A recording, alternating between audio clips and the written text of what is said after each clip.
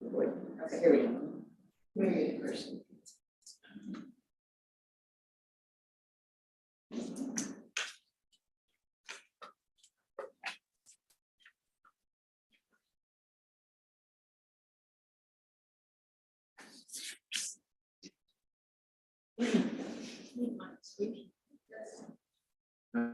That's why I said here. Well, it's actually working. We're missing Katie and. You're live. We're live. We're live, okay. Yes, we'll call the meeting to order at 7:03. Yeah. First of all, the review of everybody, does everyone have an agenda? We listened to past meeting and it was really hard, the audio's difficult. So if when you're speaking, you can speak loudly, that would be appreciated, and probably one at a time and toward that. The green speakers, Toward the green light. Oh, okay, there are several, toward the green light, okay. Any questions or corrections on the agenda?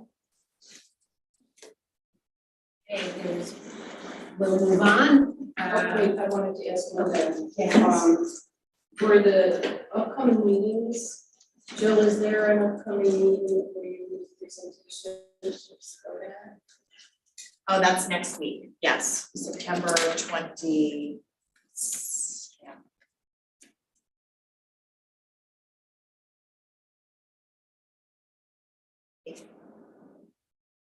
Thursday, the 28th, and it's at 7 p.m. 7 o'clock p.m. Is it town hall? Yep. Okay. Any other questions? Okay, public comment? Move on to the minutes, Amanda? Minutes. I did have a couple of corrections that Mary sent in and I made them. I don't think there's much else beyond that. So they're in, is this a corrected version? Yes, this is the corrected version. Do I have a motion to approve the minutes of the July 18th meeting? Michael, second, Tammy. Any questions, discussions, corrections? Okay.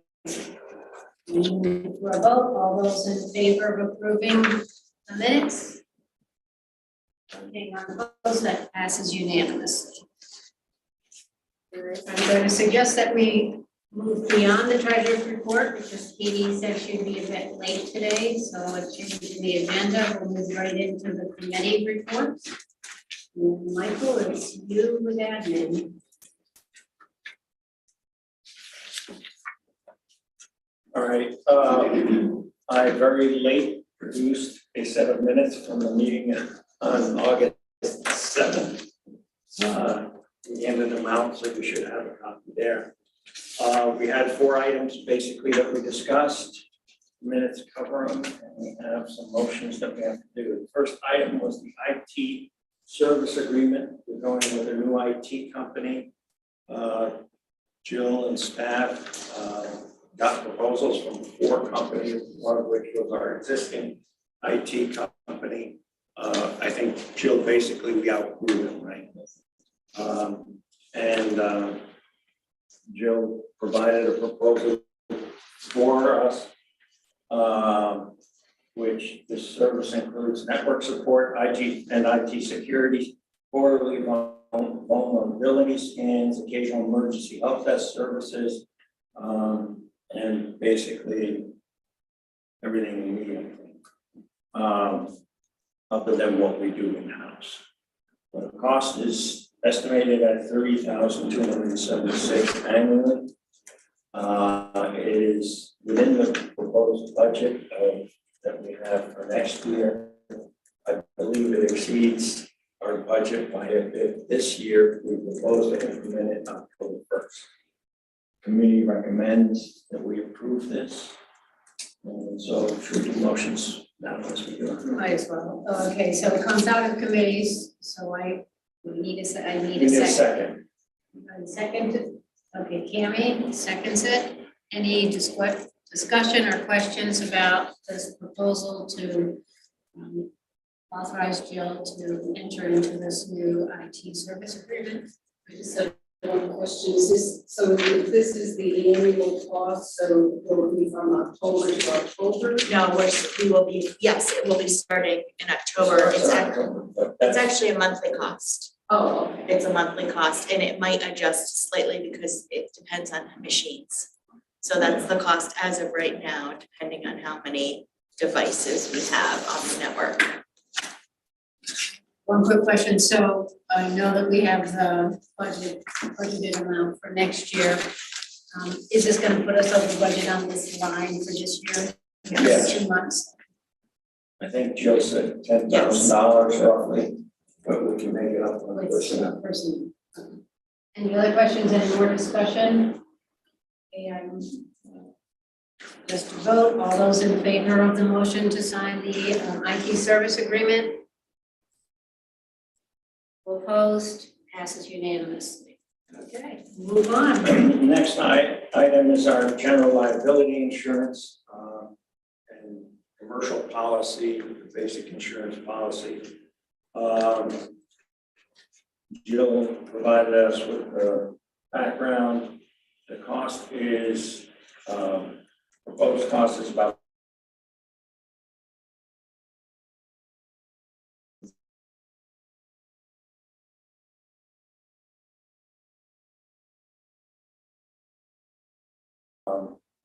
or this one begins also this year.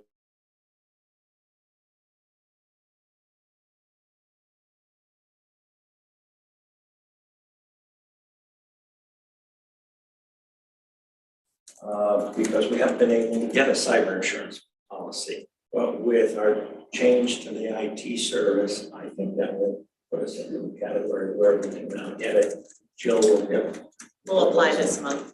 And, We've already been working with the application and everything, so we just need to sign the contract so we can officially. Do you have a sense of what that cost would be? no, nobody would call it based on it because we had nothing to base it on. So, but we're hoping we'll still be within budget to get that squared away. And so we have a motion to approve the renewal of the umbrella and commercial insurance packages with Utica National. Is there a second? Mary? Any discussion, questions? One item is Utica National is the primary insurer for libraries like us. We look every few years, we have them look around, see if there's anybody else, and it always comes back to Utica National.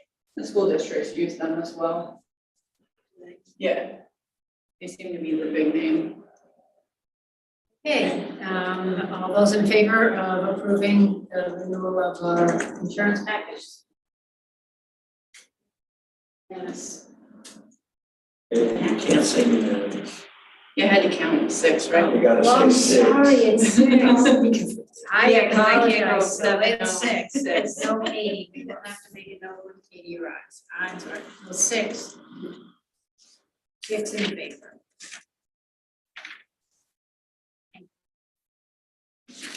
Next item Next item. is the volunteer firefighter and ambulance service workers property exemption.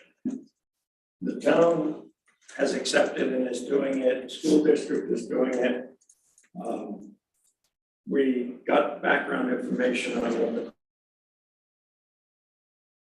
cost impact would be. The direct cost impact to the library is nothing because what the exemption gives the individuals who get it is just spread out between everybody else. And I believe at most it's pennies on the dollar 14 cents. or something like that. 14 cents for An average house. an average house. So it isn't much.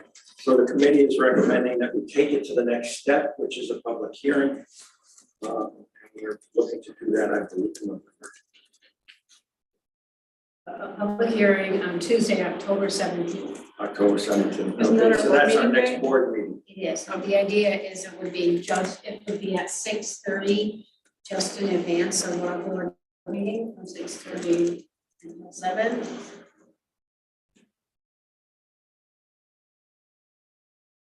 And then we'll take it from there. Okay, so it comes out of committee. Do I have a second on that? Mary?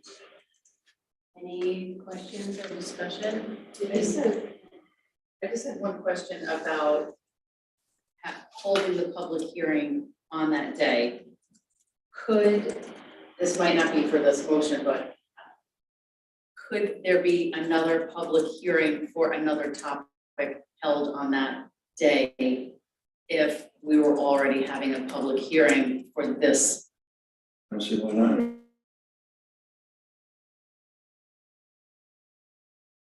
To announce? That was my question. How long in advance do we have to announce? I think it's just open meetings.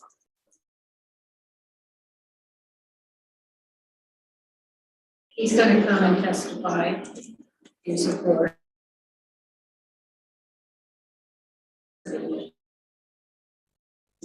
Yes, he's already contacted me and said he would like to. And I know that I listened to the town hearing on this matter and he was unavailable, but he submitted written testimony. There were about 6 or 7 people who spoke at the town meeting. Right? Okay, any other questions? On the minutes, or on the meeting minutes, it says decision was made to progress to next step and hold required public hearing to include some of, or all of meeting required exterior work as identified in the building condition survey. Is that supposed to be something I separate? I can't believe I didn't do that. I didn't mean to throw you under the bus, Michael, I just wanted to make sure I wasn't missing like a That's okay. section.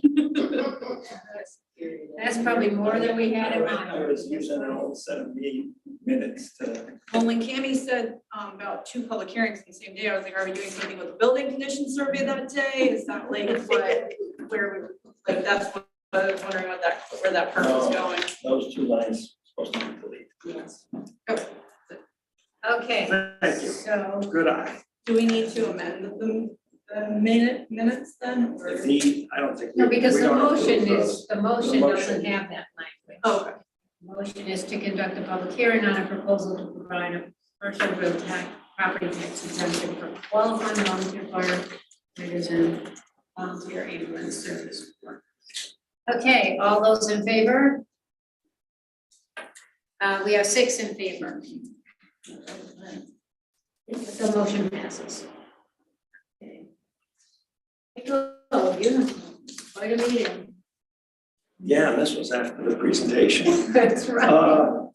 The last real item was the possible land donation, which was there's a piece of landlocked piece of property up behind the library there. I said 3/4 to 1 acre because I couldn't remember how big it was. And I didn't have time to look it up.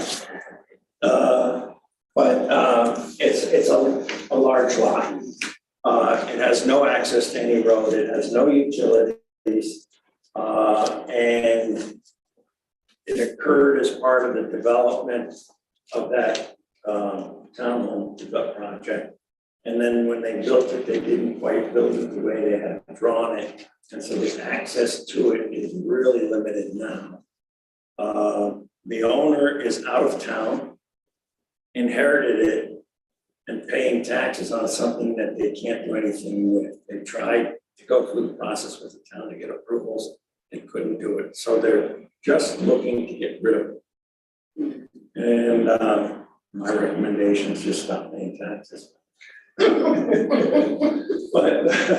But so they approach people who border on that site and nobody wants it. And then they approached us. We could take it. It wouldn't cost us anything, basically, but other than some potential liability. But to make any use of it, access is difficult. There's no vehicular access, pedestrian access. If you wanted to do something in the woods up there, you could do, but it's not accessible. And in reality, There's nothing we could come up with that we could do with that piece of land that we couldn't do easier and cheaper on the land we already have.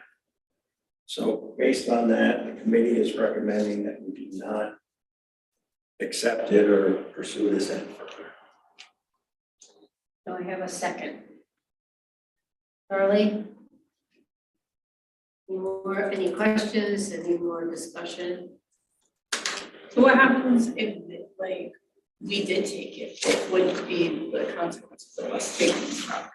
Nothing. Besides the Other than potential liability. really nothing. And it would just be a parcel shown on a tax map that would now be part of our land.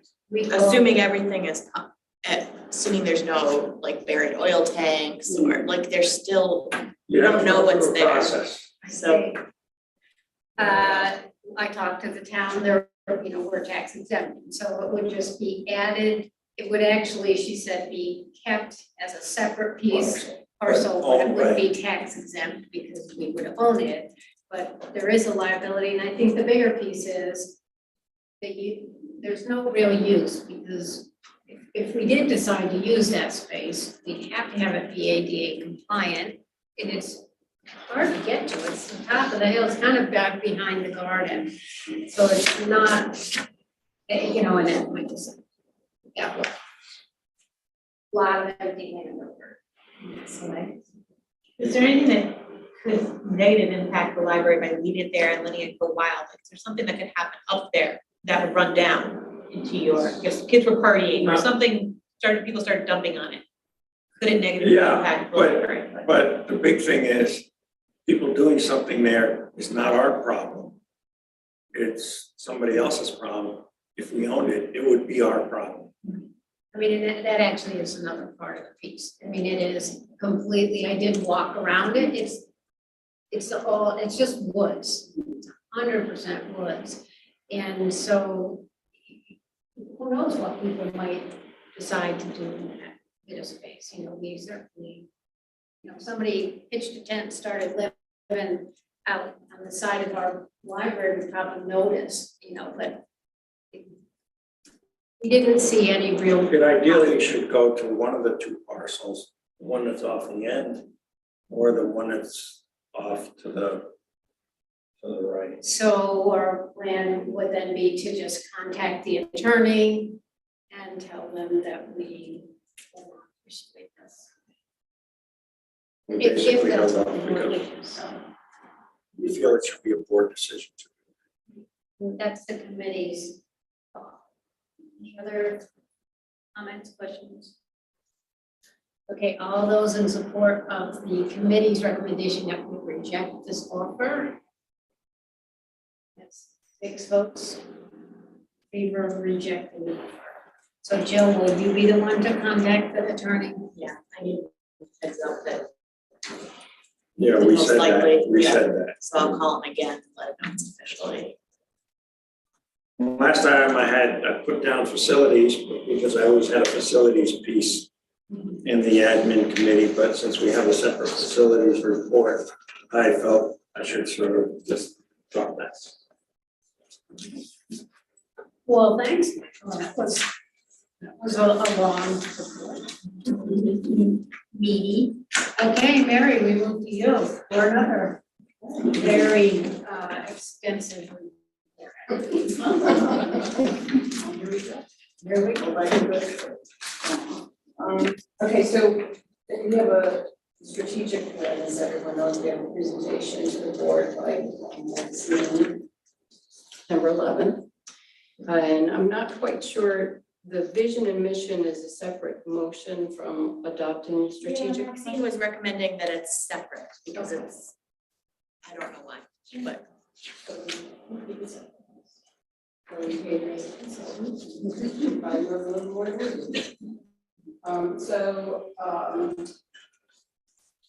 I think, everybody attended and also saw the updated strategic plan, so unless anyone had questions, and I think they were all raised then, the committee believes that we should adopt the mission and vision, and I can right in the plan, in the packet.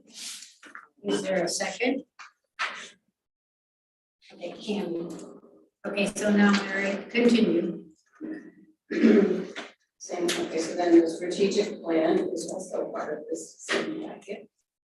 And he also agrees that it's a plan that the board should adopt and enact, since it's a 2023 to 2028, so it's a 5-year plan. And we're pretty excited about it. Hopefully the rest of the board is just as excited. Do I have a second on the approval of the strategic plan? That would be Amanda. And any discussion on either of those two motions, the mission and vision, which is part of the strategic plan, or the strategic plan report? Not, about a vote to adopt the updated vision and mission. All those in favor? We have 6 votes for. So then we go to the strategic plan, a motion to adopt the strategic plan. All those in favor? 6 supporting that. And certainly wanted to be in the minutes that, you know, I think that they did a fabulous job, and I think you and your staff did a great job getting this whole really involved process going and finishing it. It seemed to be record time, especially with the health issue that we had to deal with. So I think it's a terrific, and I think it'll really be helpful. And if I can say, Upper Hudson also gives kudos to our library for doing that.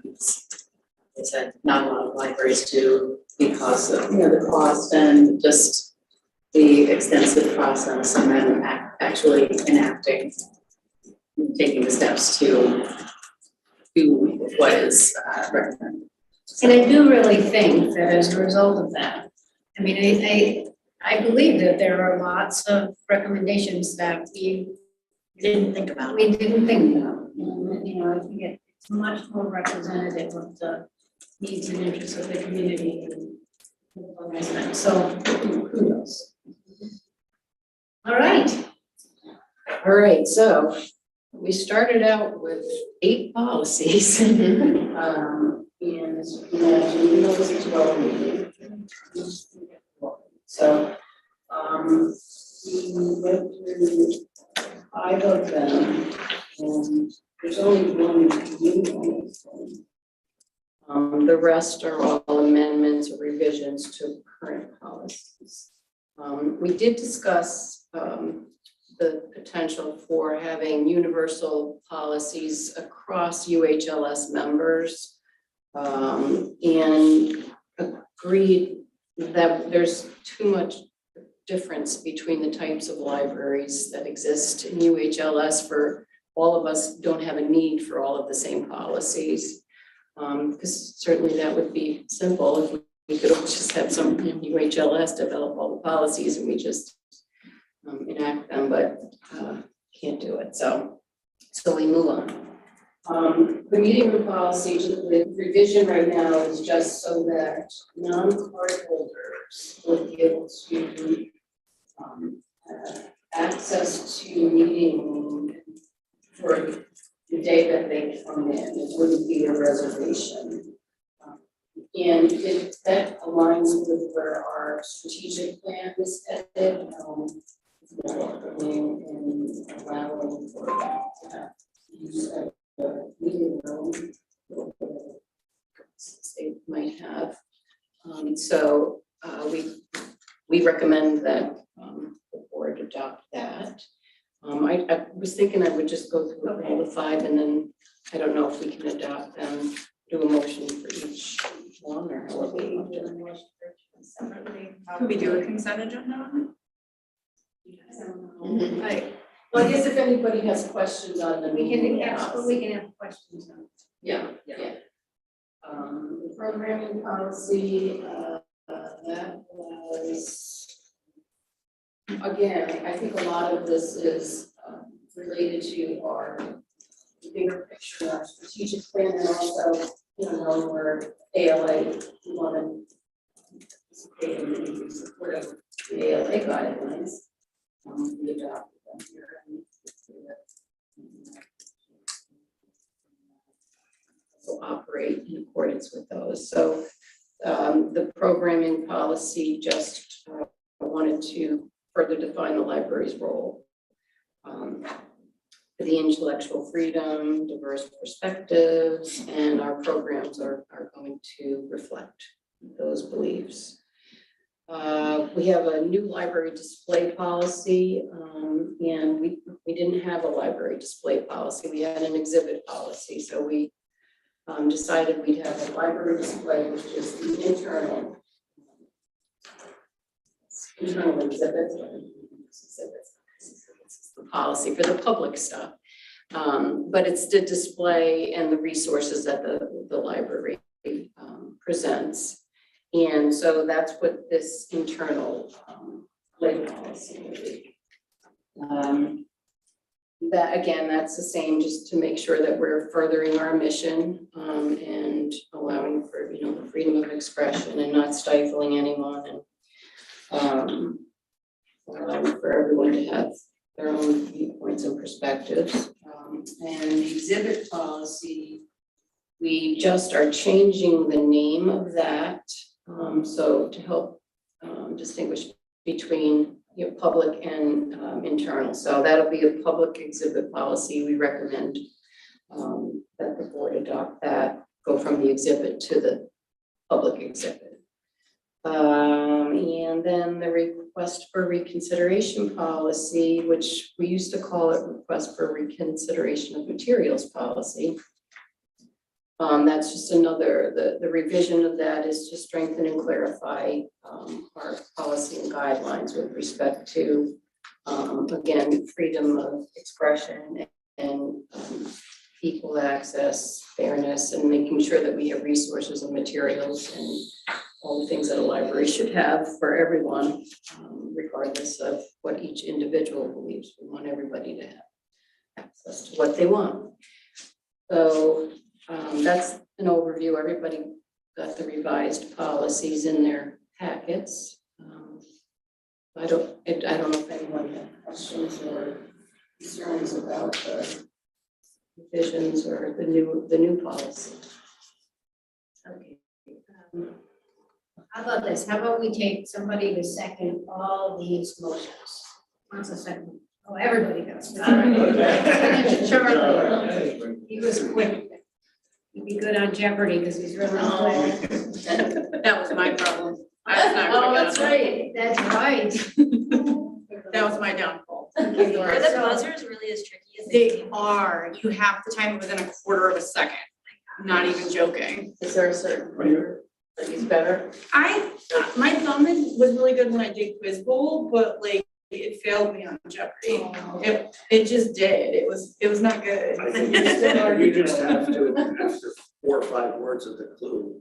push the But button. the problem is, you And you can't lose. bring in until Alex finished reading the question. A light will go off on the board, and that's when you could ring in. You have, and literally, if you rang in too early, you get locked out. And if you rang in too, but for like a tenth of a second, and sometimes that's enough Right. for someone else to grab it.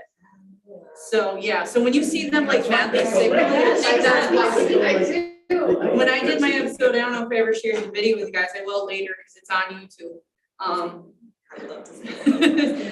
Like you can see me signaling because I've given up on trying to ring in. I just want people to know that I knew the answers. Spoiler alert, I did not win. You made it to judge. I know, that's impressive. And Charlie would do Sitting great, on the I'm couch sure. watching. Let's go. Yeah. Okay, any questions? We digress. So are we doing 5 separate motions or are we Vote doing on like? them separately. Okay, but they're all They're all gonna be committee with Charlie. Okay. I have one question, it might be a little nitpick. Should the first motion to adopt the library's updated vision and mission, should that include in that motion as updated in this new strategic plan that references something? You guys already That was the voted on that. assumption and We did already vote on it, we'd have to go back and. We'd have to Make unvote a on new, it. you Make just a make a new new motion. motion. well, that one we did already. Motion. Yeah. I mean, yeah, I think that's good, but You've already voted, so. So, Oh, well, We're on the motion, yeah. Or the policy show. Well, Okay, it's also so, included in the packet, so. It's split it in half. yeah, Okay, did we not get the exhibit policy now called public exhibit because? the only was change a was name change? the name, Yes. that's it. Okay, We didn't, and so just so I'm clear, the public exhibit policy is about the walls and the new room. Yep. And the display policy. display policy is about sort of what's over by, well, would be what the library puts out. Yes, library materials on display. Pride month, you know, like over there by the Yeah. house of press. Yeah, we were gonna Or hang other something from the places where you ceiling, have if we were the gonna, map. anything we put on display. So. Okay, I have one question, or maybe a nitpicking kind of thing, on the request for reconsideration. On the third bullet under the statement of the policy, it seems to me that the applicable policies, two of them don't have the right name. And I just thought we might want, because I think it's library display policy. Yep. And That is it's good. public exhibit policy. Yes. And that's my only catch with it. I will have no more. That's great. That's a good catch. does that mean we That don't one will vote on never that be one? as amended. Or as Library policy. Yes. It's the request for reconsideration. Yes, as amended. That's a new oh yeah, as amended. Okay, anybody else have questions, comments, corrections? Just for what I wanted to send, there are some typos in some of these, so, before they're adopted and those kinds of things. Before they are officially, yeah. published. Yeah, published, yep. Maybe like a day or two, we can get them to you. So then I will, call the vote on the motion to adopt the amended meeting room policy. All those in favor? 6 votes in support. The motion to adopt the amended programming policy. All those in favor? 6 in support. Motion to adopt the amended, oh, no, sorry. A motion to change the name of the exhibit policy to be public exhibit policy. All those in favor? 6 in support. The motion to adopt the library display policy as amended. All those in favor? 6 in support. Is it that one or? was No, that's it a new one. consideration? Library display policy is a new policy, Right. so Oh, sorry, I had the Yeah. wrong one. Right. Forget the as amended. Yeah. It's the as amended, the next one is the as amended. Yeah, you're right. I told you, one catch tonight. Okay, so the policy to adopt the library display policy, the new library display policy. All those in favor? As amended. No, that's not amended. it's a new Oh, I'm sorry. We're redoing the Poor Amanda. It's so stone, Wait it's a so minute, isn't stone. that the one where you had the correction? It's not, that's why I'm wrong. No, It's the next. one more time. Okay, so 6 in support. Okay. The motion to adopt the amended request for reconsideration policy. This is a little odd, as amended. Okay, so. Maybe we should say, maybe we say the motion to adopt the updated request for reconsideration policy as amended. So it is a little bit. Too many amendments. Okay. All those in favor? Okay, 6 in favor. That is that it? Well, Wow, that's amazing. You're on your report? Yeah. I just wanted to, there was a couple things, public comments, succession planning, and video conferencing policies are going to be addressed in the next meeting. And then we had a discussion regarding the free library, and we're looking to find a new home for that. And share that. We're- Take the library out of the operation of it. And there's another consent agenda. We talked a little bit, very little bit about a consent agenda, and it's a technique that you can use to streamline the board meetings. Lynn shared something with me and we shared it with everybody. And then we're going to discuss it, the services committee is going to discuss it, and we're just going to share a couple of things with us at our next meeting, and then we can see if the whole board likes that process or not. The purpose of a consent agenda, you can jump in, Amanda, you know a lot more about it than my 4-page article that I found. But basically, it tries to streamline the routine matters that a board has to consider to free them up for the less routine matters. Would that be kind of a characterization? So, for example, you would, in one motion, say approves of financial reports and minutes. And that would And the be, personnel. and the personnel. That's what they do at Upper Hudson. Yeah. They do it with the The school. Consent agenda. It has Like- to, because he just says the finance committee met and is recommending approval for the Yeah, finance report. And we go, okay, and it's over. But anyway. It's a good thing to do if you have like a lot of something, or even if it's just like, like you said, routine. I did ask my supervising attorney, because we do a lot with school boards, and she said that consent agenda items can be discussed individually, but if you need to recuse yourself from it, or it's a divisive item, you do not want to include it in a consent agenda. Those would be reasons to not use a consent agenda. So like something that, you personally can't vote on this item. It cannot be in the consent agenda, because we all have to agree on it. And so I guess at your meeting, you would discuss like, how do you decide what's in the consent, like. So And it that. can vary, right? It doesn't have to be the same, like these items. It can vary month to month, which you put into it. I can bring have some one examples. Is the video conferencing one the one that makes it possible for board members to fully attend this? Yes. And does that one require a public hearing? Yes. well, it does if we do it as a resolution, correct? I believe so. It does if we do it. It does if you do it. It does if we approve it. I And think that would be the that's only what we're reason, talking about. right, that we So- might wanna, the motion we approved tonight, the board approved does not put the date of October for our public hearing on the firefighter piece. doesn't. And they, no, the motion just says we approve it, and the next step So we is. can lump them together in November. Yeah, we could. November, we couldn't, No, if you're because not we gonna don't have the meet second till- piece until, I mean, I would be fine with. I really think one public hearing for both is the way we. I mean, I think we could do one for both. I'm fine with that too, and I'm fine with that. He doesn't need it until.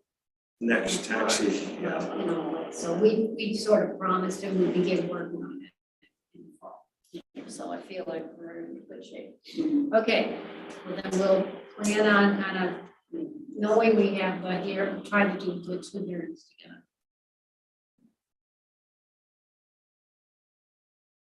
Anything else, Mary? No?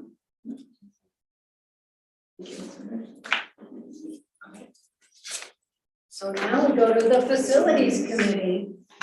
Wow. On the packet, we've got exhibit O, which is the air building condition survey from J, the HHA.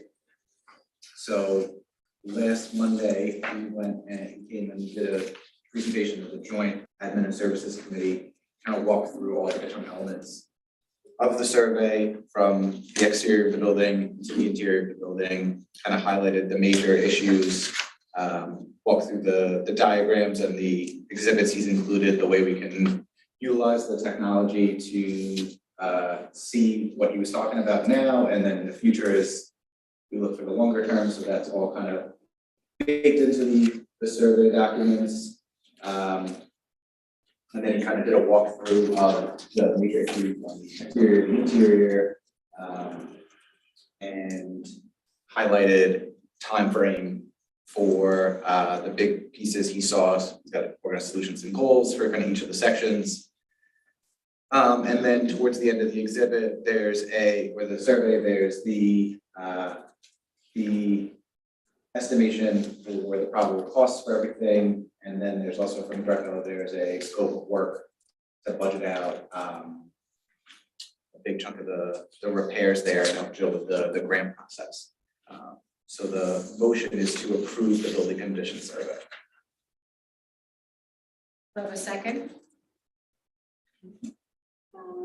Michael. Any discussion?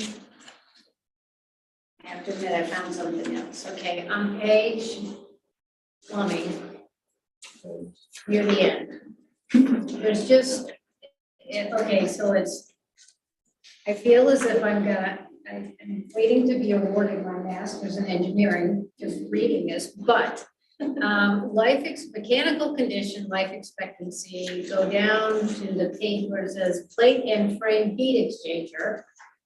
My favorite thing. Okay, it was observed this equipment is in poor condition and has a leak. But the cost of replacement is blank. Do you care? Or- And then the cost of replacement on 8, the temperature controls, that I'm less worried about because it kind of said that was just replaced. But this one, because it said poor, it seemed like it was probably something we're gonna have to deal with sooner than later. And maybe it's a super not expensive item. I'll No. follow up. We gotta follow up on that because it's been leaking for a while. I've sort of been working on, what we can do to tighten it up and make it work. It's a thing that's a bunch of plates, they're bolted together, crammed together, it's not supposed to leak. We made a lot of repairs. Yes, we've had a lot of repairs and it's something that should be considered, And so I don't know if either we be also, professionally repaired or replaced. right, if we also want for 8, the temperature controls, or maybe we say we don't care because it looks like it was just replaced. I actually have a photo on that already, but we probably should ask him to update it in the Yes, document. yes. Well, I have to thank the committee. I mean, this is really something, and I know folks, you have really spent a ton of time.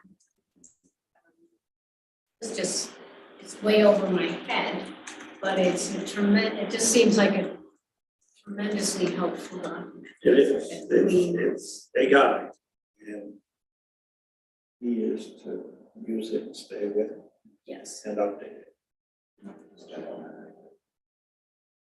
The thanks to Michael for his expertise in the architectural knowledge he's brought to the table and the history of the building too. Yeah. So involved in the design and the. Well, I figure after next July. Then you'll be a consultant. Paid consultant, huh? Okay, well, so any other questions, any other comments, any discussion? There's a motion on the floor. Not on the report, but we do have some other things. I think. The committee. Yeah. So we'll approve the report and then Yeah. go on to other things. Okay, so all those in favor of approving the report? 6 votes in favor. All right, so now Charlie, what else? Oh, Okay, well, the next step is next Thursday, we have a meeting with, let's take one step back. I think everybody saw the good news that Upper Hudson recommended our grant for the next step. So that's roughly half the cost of this project. We had also received some positive feedback. I think the last time we talked about the meetings with McDonald, and we received positive feedback. We're told basically to apply for a $250,000 grant there. And we were thinking, okay, that'll make the next piece of this project. The two can't be, we found out the two can't be in the same project. So we've got to work and use the money, some of the money that we have for this project. And then when we start looking at the next piece, we'll go for the $250,000 for that.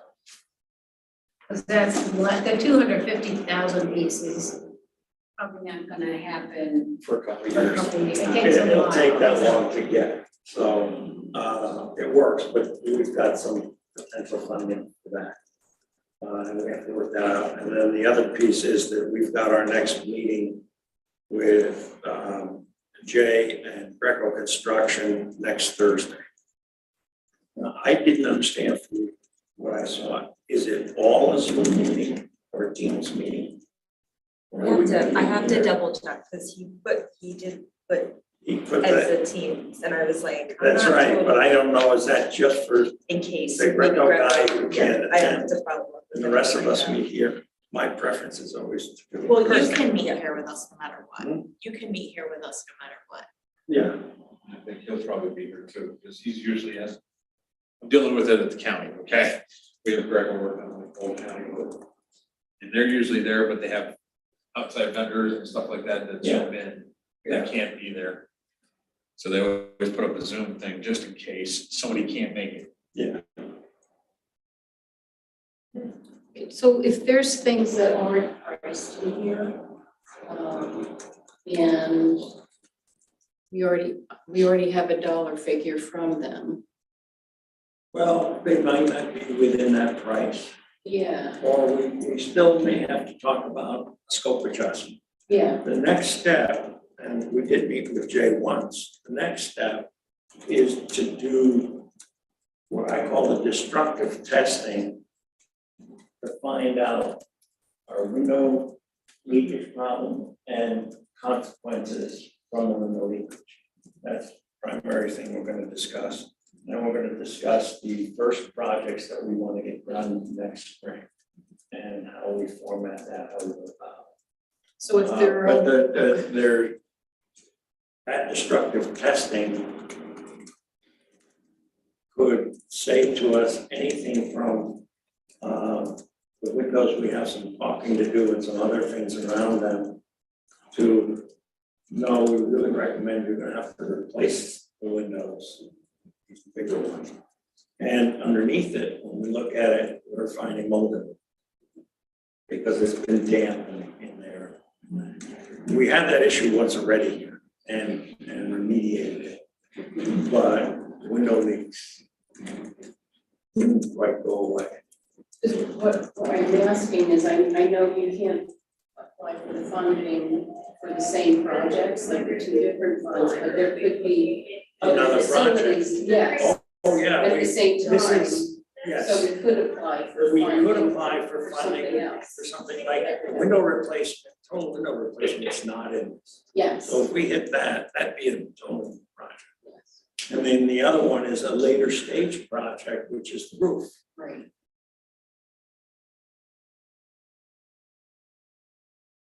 So we may well have two different projects going on. The ones that were missing, I mean, when you look at the budget, they had a few even highlighted that they didn't have real pricing or final pricing, but Yeah, What they did was put together what was necessary to get the grant. yes. You know, it's not like we get the grant and we can go and say, okay, Mr. Contractor, come in and start building. There's still quite a process to go through. That's the design work, the detailed design work, the bidding, before we can get to the construction. so we're not looking at starting construction at least spring or summer. Spring, summer, that's the earliest. There might be a few items that we could get done in this fall if depends on if we do separate projects or. Yeah, and that's It's still what to we be want to determined, discuss. You know, there's some small safety items that he would like to tackle sooner rather than later. He feels the sidewalk coming into the building is in pretty rough shape. Some of the tile work in here needs to be fixed. Things like that, if maybe package that into a real small project, but get that done as soon as possible. Welcome, Katie. Hi. I think this is, I mean, I just am so happy to have all this capital money coming in. So I really- It's just amazing. Because these prices kind of floored me, you know, when we saw these prices, so this is a big help. Can I make a request? That we send a copy of the building condition survey to Shay. Everything that's- Is your vote today? You came to vote today. And actually, He's on our community advisory council. I think I'll send an email, because it really was Shay's initiative that really, Well, we've been wanting to do it, but he made the push to make us do it. and you know what, it's good that we did it. That's great. Anything more? Anything more? So then I think we'll circle back, oh, go ahead. The backflow preventer project is all done except for a little punch list work. But we have the certifications and that's all set. Town's happy, I presume. Updated with Vespa, which town has it. It's just a minor punch list. Get it done. Where'd you keep saying, I'm sorry? Punch list, they're minor things like you just, Minor deficiencies that. yeah, they're minor things that we make sure that they finish. But it doesn't hold up the project from being done. I You know, it might be like a certain thing wasn't patched I properly. think it is a technical term in like architecture. It is, in our world, what it is at the end of the project, before you accept it from the contractor, you go through room by room and do a punch list. And that's the nitpicking time. You know, there's a mark on the wall there. That door doesn't close quite right. You need to adjust the hinges. And we call that the punch list. I just wasn't sure what word I was hearing. There were two words. Yeah. No, it's one word. Okay. I didn't even.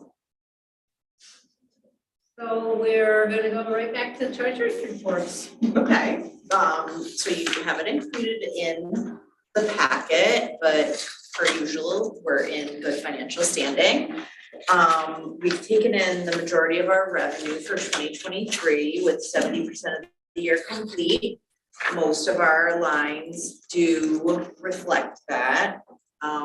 We know technology and communications is a little higher, as well as the programming and planning, but a lot of that due to the summer programming that we've already talked about. The human resources and staff development is at 100%, but I believe all of the days have happened, or are there more to come? We have one more staff development day, but it'll be grant funding, but it will be a little bit. So there are a few lines that will be over this year: programming, planning, technology, and the staff development. And we will be under for operations, facilities, most likely facilities. It depends on the timing of some of this, but most likely we'll be under for facilities and we'll be under for personnel. So whatever we're under, we can put into, it'll be next year in the wash. For the facilities, it'll work out in the wash. As far as the warrant goes, there are only a handful, as many of them did already have to be paid. So you see the off warrant list as a great deal longer because of our lack in August board meeting. And then if anyone has any questions, and if not, we have motions for the off warrant, the warrant, and to approve. Okay, do I have someone to make a motion on the off warrant, accepting the off warrant, the period is defined in here, the amount 309,960.94. Mary makes it, Michael seconds. Any discussion? Any questions for Katie? Entertain a vote. All those in favor of accepting the off warrant? Unanimous. I moved Katie, I said unanimous when you weren't here. So Amanda, did you get that now Katie's here, so she's. I put in her time, so you got here. Okay, for the warrant, I'm looking for a motion to authorize me to sign the warrant dated 9/11 in the amount of $21,962.39. Anybody making that motion? Michael, and Cammie's gonna second that. Any questions, any discussion? All those in favor? You got another unanimous. And finally, the financials. Motion to approve the financials with 70% of the year completed as presented. Who's making that? You making that one, Katie? Sure. I didn't know if I could, if it was like a conflict of interest, since I invented. No, it's just a report. It's a report. It's a report. So you can make that. Anybody second it? Michael. Okay, any further discussion on the financials? Any questions? All those in favor? That's unanimous. Any more to report, anything else? No, I mean, hopefully the budget passes. When will we find that out? About 10:30. 10:00. Looks good. Feel free to stay if you want. Looks good for Nicole. I would say it looks very good for. Okay, and then we'll go on. Okay, Jill. Director's report. Okay, so we have, I'm gonna give you a little bit of a report from the summer, because we did not have an August meeting. We did have our library expedition final celebration last week. And that was held at the Prine House. And all libraries in Upper Hudson were represented. We also had Cammie and Amanda were there. Cammie volunteered, Amanda's son volunteered at our table, and we had Amy, new head of youth and family services, attended, and Heather, who's on our personnel memo to move from the circulation department to our youth department. She attended as well. It was fantastic. We had approximately 600 people come through, and it was a lot of fun. It was a lot of fun. It was a great event. 600 people came through. What does that exactly mean? Just the people at the Just Pine House, like all of the, yeah, all these like people who did this? expeditioners and And library just staff. library love. It's really. They had the artist there doing things, the artists that they had, Pigs or. they had a concert, I mean, there was all Yeah. kinds of things to do. Yeah. We played Plinka, we gave away prizes, it was a ton of fun. And we were also we were the library that received the most visits out of all of Upper Hudson, which is. I have to get the number from Jonna. Yeah. But I have over it. 40,000 participated in the expedition. That was my report. But I'll say it now. That's unbelievable, 40,000 people went to every library. Every library? Well, not every, No. not They every. didn't all go to every library. But they They participated. started Yes. out.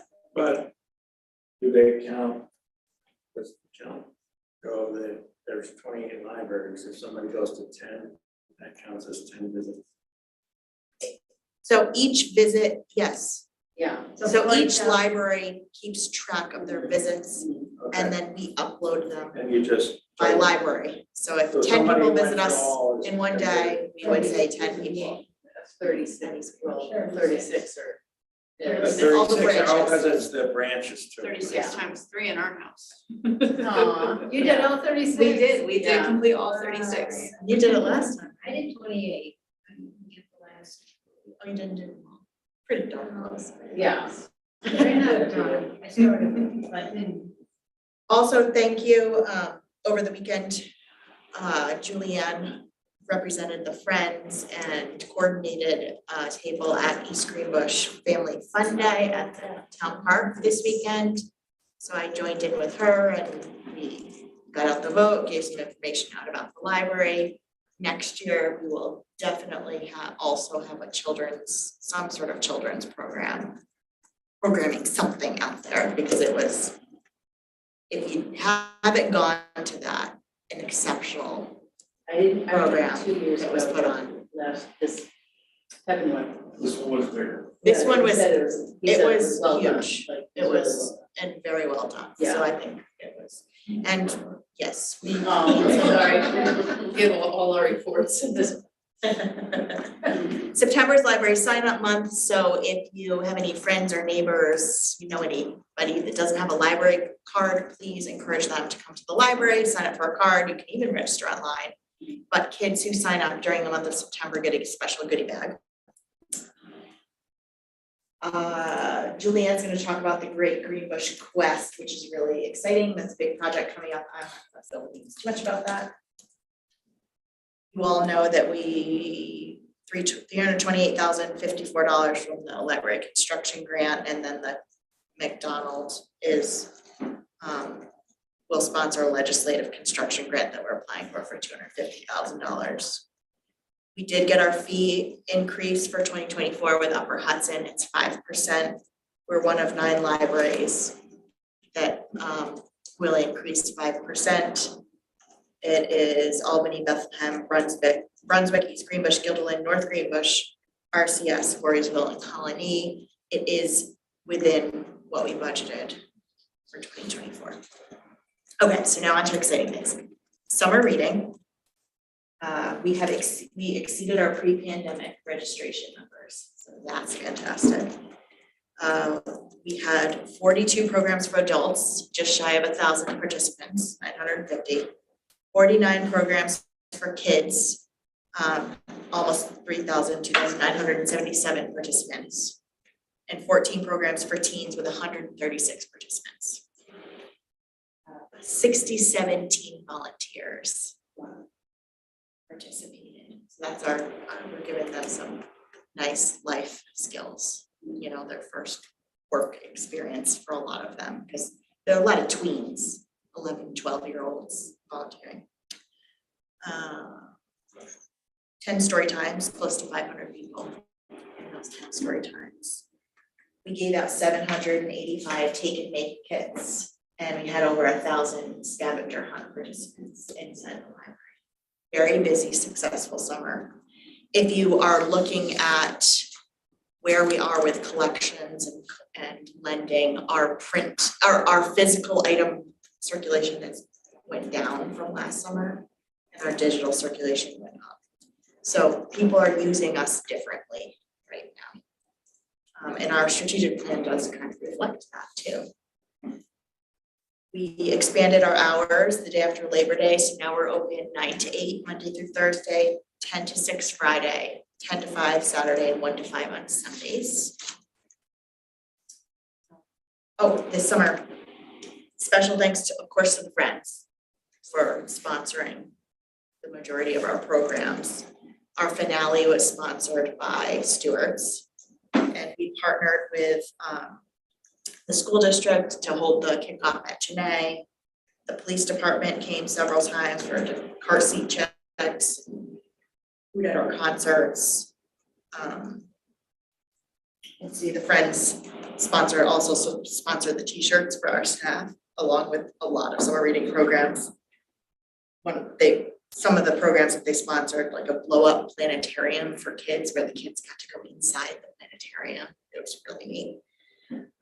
The kickoff magician, reptile shows, concerts. So the Friends really do help us. They make the summer reading program happen financially. Stewart's also gave ice cream cone gift certificates to kids, lots of prizes. The Valley Cats gave us baseball game tickets, and we collected back to school supplies for Concerns U. So the community gave us back to school supplies. We donated to Concerns U. And we already talked about strategic plan. but I'm really excited about the strategic plan. And a lot of facility stuff coming up, as we've talked about, that has to be done, and we will do it.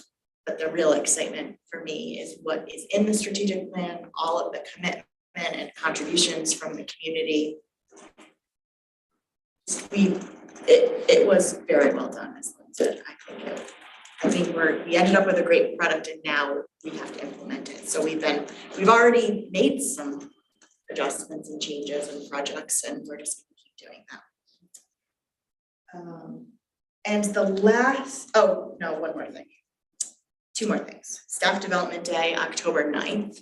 So the library, just a reminder that the library is closed that day. We lost about the Staff Development Day. We will have a community advisory council meeting, which you are welcome to attend and just kind of sit in on if you want.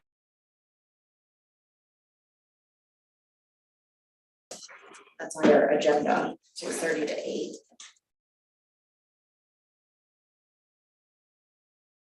Was that in person?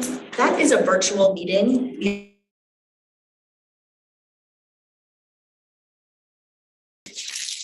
So I have to send it around and see if people are willing to come in person. They did promise that it would be virtual.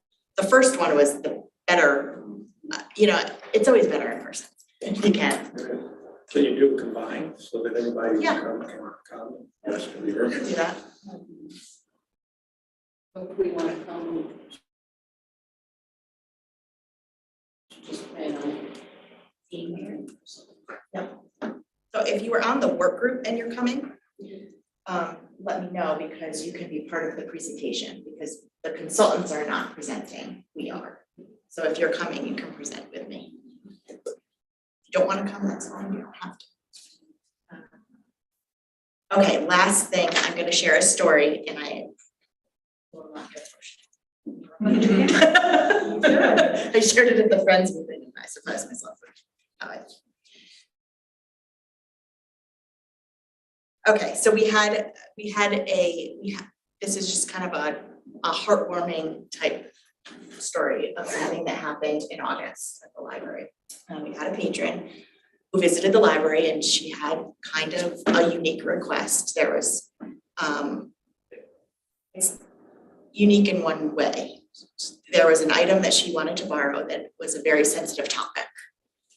And the patron asked for help, disguising the item so that they could take it home and read it. So the library staff just kind of thought up quickly on their feet and went in the back and took one of the book jackets off a friend's book that was donated and put it over the item. And, it was just kind of one and done. And we thought, they didn't even tell other staff. It was done, right? It's what we do, we help people. Well, when the item was returned, there was a handwritten note inside from the patron. And this patron said, "I wanted to thank the library for putting a different jacket on this book so I could safely read it at home. Your help was invaluable, knowledge is power, and I really needed the information in this book. This type of hidden support is what makes libraries so priceless. Thank you a million times over. You may have saved life." You almost made it. I almost made it. It was so much better this time. So I'm sharing this because not only is it really touching that we impacted someone's life, and I think we impact people's lives on all different levels all the time, but also, as we're going through our strategic plan, we're talking about our mission, we're talking about what we do and why it's so important. We're revising our policies to make sure that we are providing access to information for people. I think it's just a really good reminder for us that we can have truly profound impact on people and how important access to information is, because you never know what people are going through. You never know what they need. We have the internet. This person probably likely had internet at home. It wasn't safe to get that information, and they found it here. They weren't alone when they came here, and they left with what they needed. So we take it very seriously, the confidentiality and privacy for patrons, and that's why, if you've had a spouse try to come pick up your item for you and they haven't had your library card in hand, they've been turned away, or we get you on the phone to say, do you give your spouse permission? For purposes like this, because you never know who's going through what, and we have privacy. So we take that very seriously, and with all of the book banning and things that are going on nationally, I just want you to know that your work as a trustee is very important. The work that our staff does is very important, so thank you. That speaks volumes of somebody being able to go to the staff and trust them, ask them to. I mean, not only did we help them, but the fact that they felt like they could ask. Never forget, not this strategic plan, but the last strategic plan. When the former chief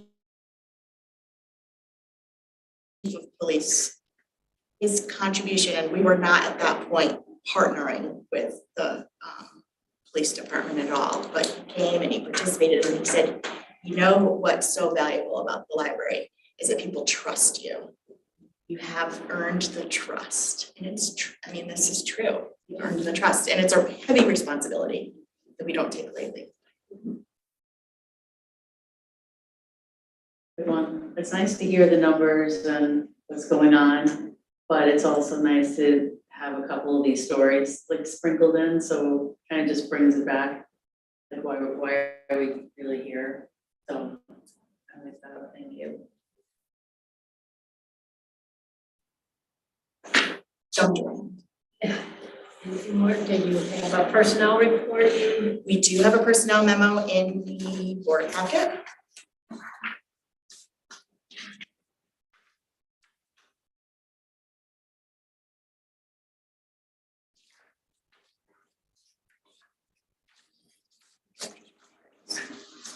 So we have a classification change. You might recall that we've had a senior library clerk open position part-time since the pandemic. We have promoted someone internally to that position, and this person's, so they will be supervising evening weekend shifts. And the clerk position is one of that they are giving up. That's Marianne Mullen.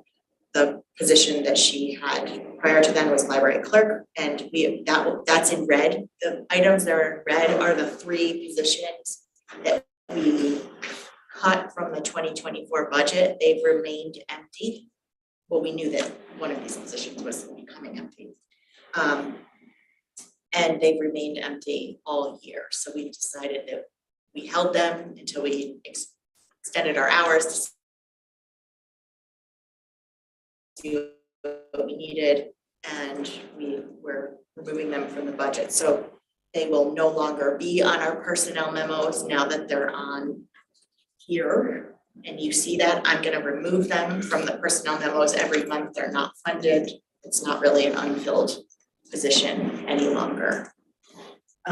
Karen Godsent, she currently is one of our newest library clerk members, and she is moving to be a library assistant in the youth department.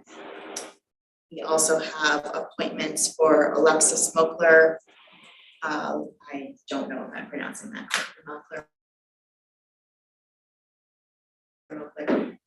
She has already started as a part-time librarian here. Dorothy Greenhouse, a new library clerk. And then we have substitutes, Anne Marie Heldorfer, she works at Colony full-time. And then you might recognize Karen, she's coming back as a sub, we have her on.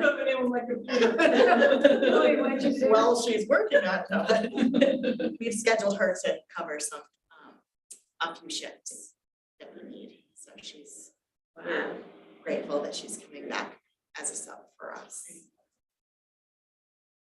And then we still have 2 positions that are open that we have been going through resumes. We had but we don't have anybody recommended yet for the library clerk position, library assistant, media and technology position, And then we do have, I'm not gonna get into the details, but we have a staff member out on leave, extended leave. And so we have temporary, it's a full-time or a temporary part-time and temporary full-time positions that we've posted. We still have not had anybody apply for temporary positions. That was my fear. So we'll be coming up with alternatives to manage that. I have a motion to approve the September 19th personnel. Mary and Cammy will second that. Any questions for Jill? Discussion? So the ones that you're getting the resumes on are the media and the library clerk, those? Yes, those two, they're all posted everywhere, but those two are the active ones that we're actively getting resumes for. Yes, and then probably we will be making some adjustments on the temporary positions, maybe posting a part-time librarian position or two. So, and I would just, like, along with personnel, like to say thank you in case any of, in the minutes to staff, because they've done an incredible job this summer. And there's been a really tough, unexpected outage that they have weathered as usual very well. And so been a lot of unknowns with, what will happen when, if there's still unknowns. So thank you to our team, we're rock solid. All right, the discussion, not, we'll vote on accepting the personnel memo as presented. Those in favor? 7, unanimous. Moving on to old business, Jill, or got my name up. There we go. Okay, so the library construction grant, this one is the Upper Hudson. Yes. The Upper Hudson. So the grant application has been submitted. It was due at the end of July. The end of August was the final Very submission. many steps. There were a lot of steps. You guys have seen a couple But of, in any you've seen case, the it was draft. submitted, and this is the motion to formally authorize to authorize Jill to submit it, but we know it's been submitted because we. Have been awarded. Awarded. But it's still, we need to formalize the I submission. strongly encourage you to support the motion. Pretty good. Yeah, so it has been approved by Upper Hudson to award it to us. So that's the first step in the process. Upper Hudson decides which libraries they would like to award funds to and at what amounts. So they've done that. The next step is to go through DASNY and they look at it to see if it's, And then does it go to eligible for money. OSC after DASNY, or does it not, as DASNY in lieu of some state control? I think it's just DASNY. So I entertain a motion to approve submission of the Upper Hudson construction grant application in the amount of. No, it's like 6, I don't want to give you the exact number because I don't have it in front of me and I can look it up if you want on my computer. You can just It's look at it. approximately $697,000. I'm almost positive that's the number, but don't put it in the minutes just in case. It's just shy of $700,000. But we have a project number. You have a project number. So anybody want to make that motion? Amy does, and Michael seconds it. Any discussion? I think it's pretty fabulous that Upper Hudson has the confidence in us. We have the funds to really move ahead on EFS. Okay, all those in favor of approving the motion? That would be unanimous. And we're gonna have liaison reports, so We'll start with you, Julianne. Okay. We've talked earlier about revising our membership statuses, and just so everyone knows, the new brochure does reflect them. They are now live. And as of September 1st, they went into effect. So there are new member ranges. You can still donate at $10. That has not gone away. It's just no longer labeled by a demographic. They all have cute names now. And this is now that it's out after the, in the spring book sale, there will be a members only shopping attached to the Thursday night of the book sale starting in the spring. So that's the biggest change, and that's to try to get more people to donate at the $50 level. So we're trying to raise more funds through our annual campaign. So that is now live. The biggest thing that we're working on is the Greenbush Challenge. It was really cool at Community Day that a lot of people were like, oh, I've seen this. So that's our logo. It's slowly getting plastered around town and on websites. So both school districts, East Greenbush and Skodak, will be pushing this out to all their people. The town's pushing it out, East Greenbush Fire Department, East Greenbush Police Department, the Y. So it's gonna be everywhere, and it was cool at Community Day. A lot of people were like, oh, I've seen this, I've heard of that. So it's launching the first weekend in October. And it's a community-wide treasure hunt. So they have to go and visit businesses all around town, and at each location, they have to figure out the clue, and it'll tell them where to go to the next location. There is a QR code so that people can't get stuck, because the clues are kind of hard, especially if you don't live in East Greenbush, you'll never get them. So the QR code will tell you the name of the place, the hours, and the address, so they can take it over GPS to find it. So it's as friendly as we can make it. It'll be available in Spanish and Chinese, and we're hoping to get it in Urdu as well. So again, we're trying to make it accessible, trying to connect our community to our businesses, and really kind of fulfill what's in the strategic plan. So that we're really excited, and when they complete it, they get a button that continues along with what they did over the summer reading. This is kind of the same theme. So there's raffle prizes, and on October 29th, we'll have a big closing celebration. The police department will be here, and they will be doing cider donuts and have a drone demonstration and do Halloween safety, because it'll be right before trick-or-treating. So we got a lot going on. The town has partnered with us on this as well. So it's a pretty big event. We're hoping it'll be an annual event. And we're hoping to have several hundred families go through and do this thing. We're hoping it's going to be really good for businesses as well. They're very excited. Everybody at each business is aware, has agreed, and they know that it could be a lot of congregating in their lobbies and such. So I'm really hoping it turns into a community thing where people are picking other people's brains as to what do you think this is and whatever.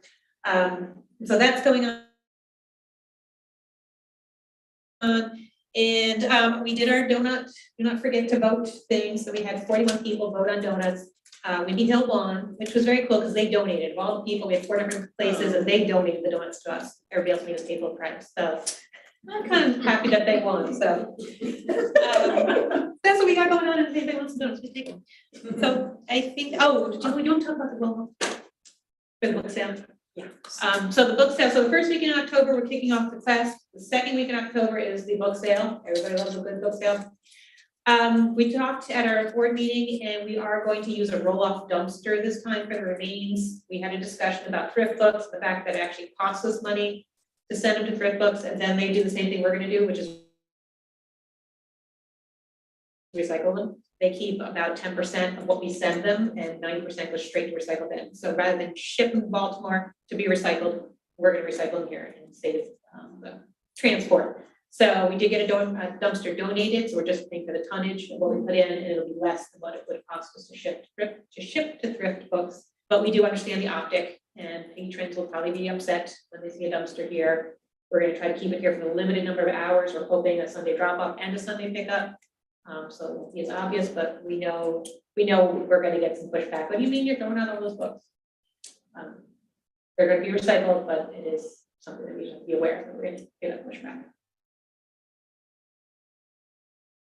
Do you put them out free at the end or just? No. Because the library's closing, we got to get our butts out, and it is a lot of books left. So rather than hand them multiple times, we just would need to get them in. And even as free, people are gonna take them. They've been out for 3 or 4 days, and it's just, I couldn't even give them away to bag sale. So, but where can you find the information for the search thing on the can you find it on the website? For the The go around town. It'll be on the website, it's not live yet. Okay. It'll go live on the 22nd. We'll start to push up some of the pages, but not till October 7th. We see all the actual pages. So, but the QR codes, and there is a written answer key for the people who aren't going to participate with the phone. They have a paper key that they can take with them. The second or the seventh? The first weekend's on the 7th. Right? Yeah. Any other questions? Yeah. We're also looking at,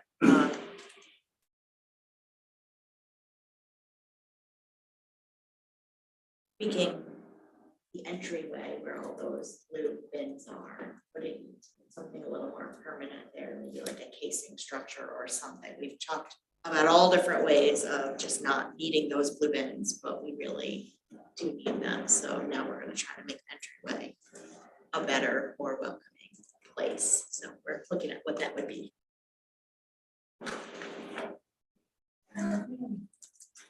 All right, Ed. Yeah. Now, Well, I want to thank you guys for coming to the community day. That was really a great turnout there. And I think, yeah, you got to gauge for next year what you can look forward to doing. Phillips Road water line, that should be just about done. Should be cleaning up the fine little details. Now they're working on Ridge Road, so if you're going up to the transfer station, you might find yourself in one-way traffic, one lane. As far as anything else, we have a board meeting tomorrow night, and it's gonna be quite interesting. It'd be great to have some people there.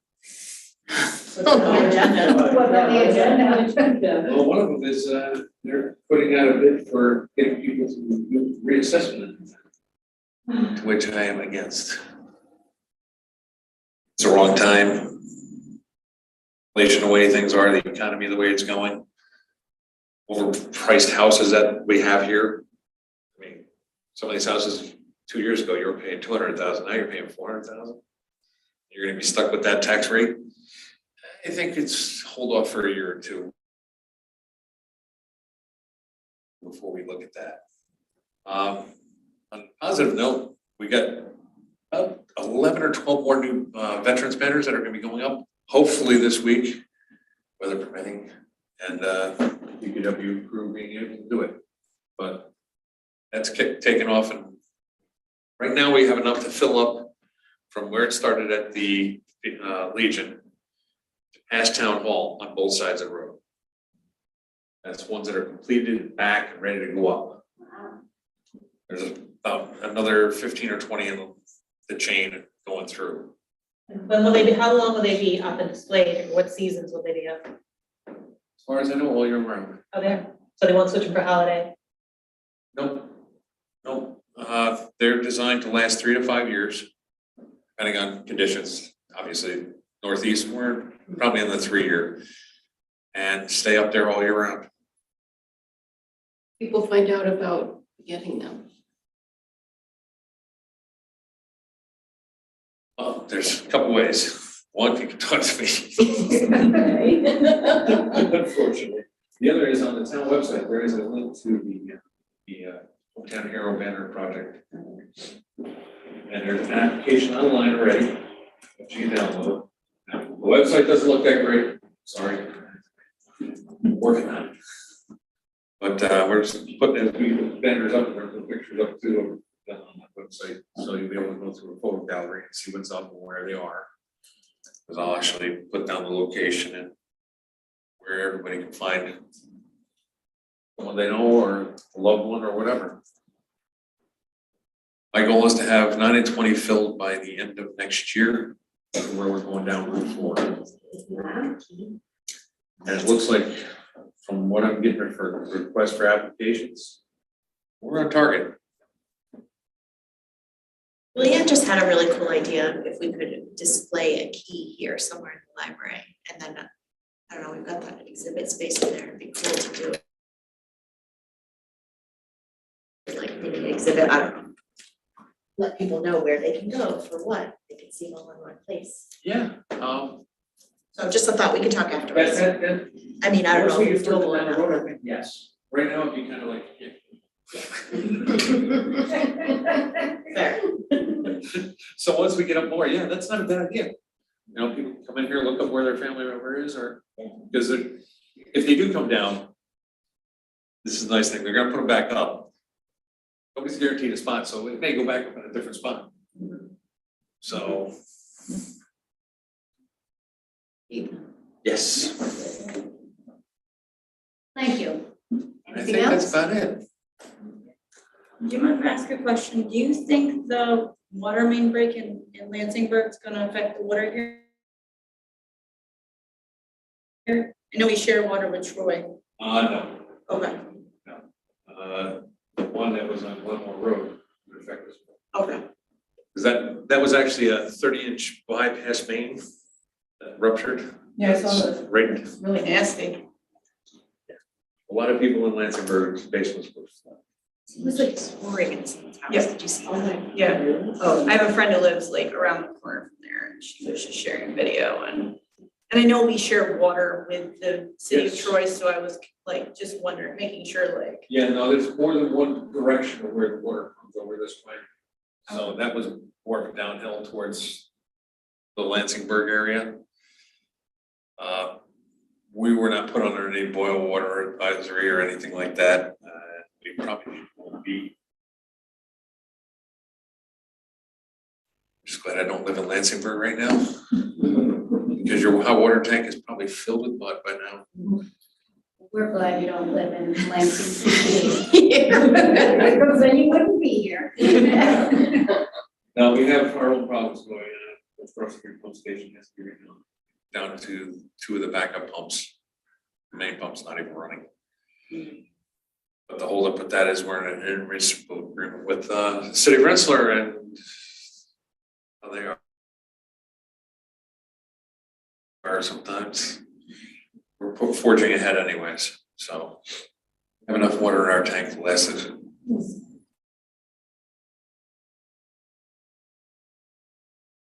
Hey. We're supposed to feel good about that. That's our fault. I don't think you're that good or not. The standard UPS will work on your computer. You might get 30 minutes out of that.